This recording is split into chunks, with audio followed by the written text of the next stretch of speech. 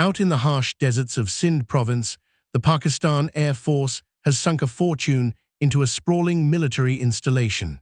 This is PAF Base Bholari, a facility built for one primary reason: to house the country's most advanced American-made fighter jets. Today, we are conducting an open-source intelligence analysis of what this base is and what it represents, both as a threat and as a target. The location of Bholari was not chosen for its scenery. It sits roughly 160 kilometers from the economic engine of Karachi, but more importantly, it's positioned as a strategic dagger aimed at critical regions. First, its placement allows it to directly threaten the southern sector of the border with India, giving Pakistan a forward base to challenge India's industrial and military centers on its western coast. Second, it provides a launchpad for controlling the northern Arabian Sea, allowing its aircraft to monitor and potentially interfere with vital commercial and naval shipping lanes.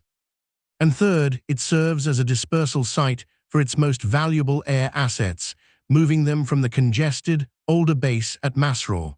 The strategy is simple: don't keep all your most expensive eggs in one basket.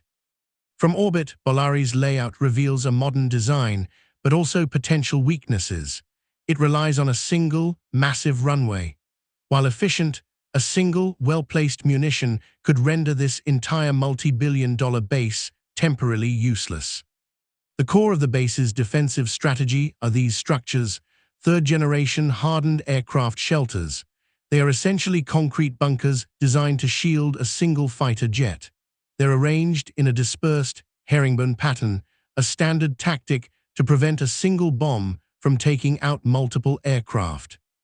But this design has a flaw. While protective, each shelter is a distinct, static, and pre-mapped aimpoint for any adversary with modern precision-guided weapons. The strategy of hardening the target is a direct invitation for a more powerful weapon to be used against it. Further away, you can spot the ammunition dumps. These earth-covered bunkers contain the missiles and bombs for the fighters. Concentrating munitions in one area makes it another high-value target, where a successful strike could trigger catastrophic secondary explosions. So what prized possession is Bholari designed to protect? The F-16CD Block 52+, flown by the No. 11 Arrows Squadron. Inaugurated in 2017, Bholari is a testament to Pakistan's defense posture. It's a massive bet on a static fortress in an age of increasingly sophisticated long-range strike weapons. The entire concept of the base hinges on its ability to withstand a first-wave attack. Its F-16s and their hardened shelters are only as safe as the air defense systems protecting them. Against swarms of drones, low-flying cruise missiles, or hypersonic weapons, a fixed target like Bholari presents a tantalizing prize. PAF Base Bholari is a double-edged sword for Pakistan. It is a powerful hub for projecting air power into the Indian Ocean and at its neighbor, but it is also a concentrated collection of its most valuable and expensive aerial assets. It is a fortress built in the sand, whose very strength makes it an irresistible target for any potential adversary. Is Bholari an impregnable bastion of air power or a high-stakes gamble waiting to be called? Let us know your analysis in the comments. In a bold and decisive move under Operation Sindoor, the Indian Air Force executed a deep precision strike on Pakistan's Bholari Airbase, located in Sindh province.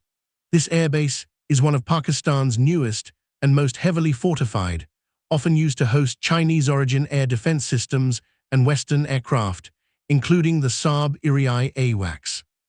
According to multiple open-source intelligence reports and satellite imagery, the Indian Air Force targeted and destroyed a major hangar at Bholari using BrahMos supersonic cruise missiles.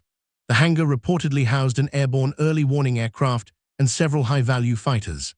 Satellite images clearly show a large crater in the roof, measuring nearly 80 feet across, with significant structural collapse and debris scatter consistent with a high-velocity missile impact.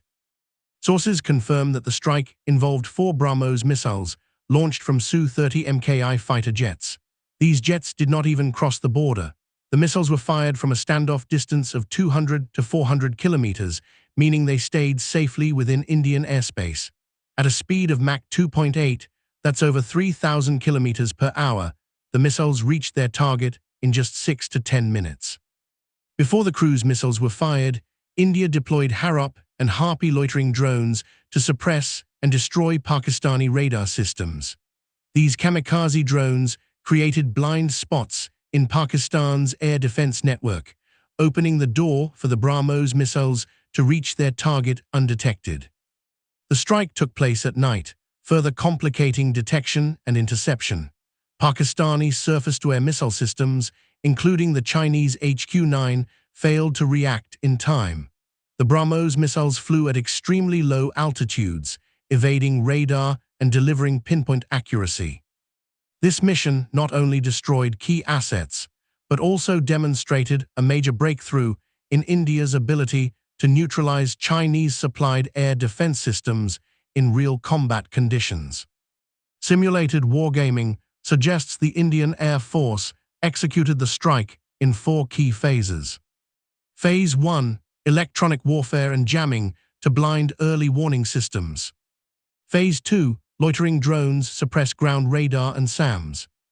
Phase 3, a rapid-fire barrage of BrahMos cruise missiles takes out hardened shelters.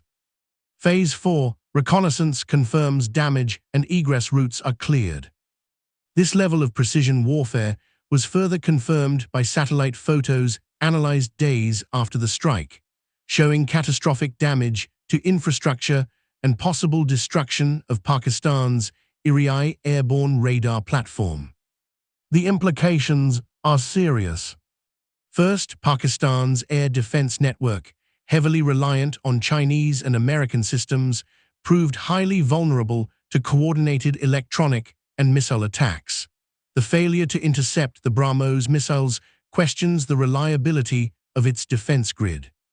Second, India demonstrated strategic superiority by combining cruise missiles, drones, and real-time surveillance in a successful joint operation, all while staying within its own airspace.